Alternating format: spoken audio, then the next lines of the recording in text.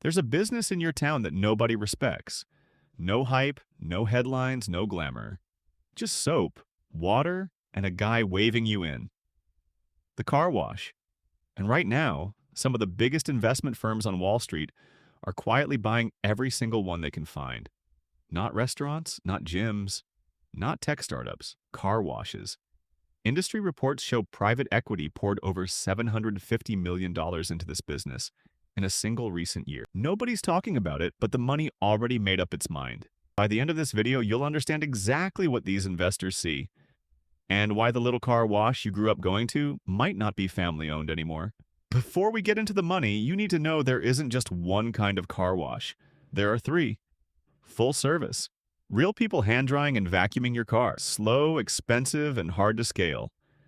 Self-service, the coin-operated bays where you wash it yourself. Cheap to run, but it barely makes any money. It's really just a real estate play. And then there's the one investors actually want, the express tunnel. You drive in, stay in your car, and you're out in 3 minutes. No labor standing around. No waiting. Just volume, over and over, all day long. 20 years ago, full-service washes controlled about 80% of the market. Today, that number has fallen to around 15%. Express tunnels now control more than half the entire industry. That single shift tells you everything about where the money went. So, what does it actually take to build one of these? Land first. A corner lot, high traffic, easy in and out access.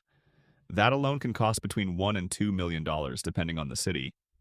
Then construction. The tunnel, the conveyor system, the dryers, the water reclamation equipment. Another $2 to $3 million. All in, a single new express car wash can cost anywhere from $4 to $8 million before it ever cleans one car.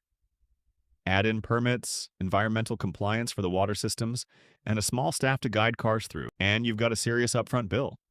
But here's the twist. Once it's built, the cost to actually wash one car is about $1.50. Water, soap, electricity, that's the whole expense. Millions to build, $1.50 to run. That gap is the entire secret of this business. A well-located express tunnel can bring in $1.5 to $4 million a year, with profit margins between 35 and 50%. Some of the best-run locations keep close to half of everything they make. Most small businesses in America would kill for numbers like that. But here's what really drives it, the membership. Most car washes now sell unlimited monthly memberships, usually $25 to $40 a month. The average member washes their car 2 or 3 times a month. That's roughly $300 a year in pure recurring revenue from a customer who costs the business almost nothing to serve. And it doesn't matter if someone barely uses it or washes their car every single day. The business wins either way. That's why people compare car washes to gyms. Almost nobody shows up every day. The subscription is the business. The wash is just the excuse. Let's slow down and actually picture this. Imagine one location signs up 2,000 members, each paying $30 a month. That's $60,000 a month coming in automatically, before a single walk-up customer even shows up.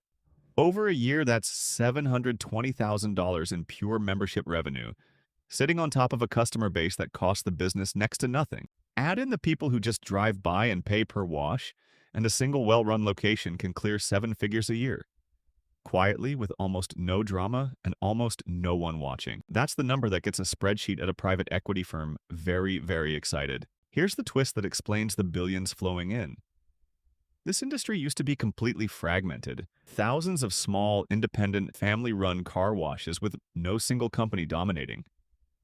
To most people, that sounds messy. To an investor, that's the whole opportunity. Fragmentation means there's room to buy up small operators one by one, install professional management, add memberships, and multiply what each location is worth.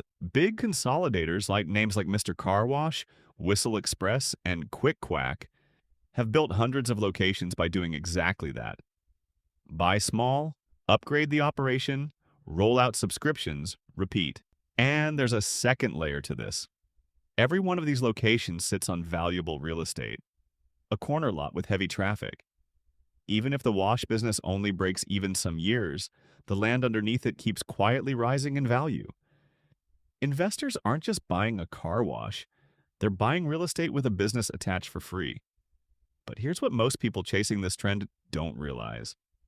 The gold rush already happened, and it might be over.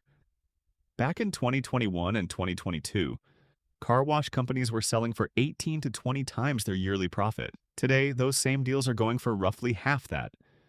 Some analysts even expect the industry's total revenue to shrink slightly over the next 5 years, not grow. Here's why. Nearly 80% of American drivers already use professional car washes, up from about half in the mid-1990s. There just aren't many new customers left to win over.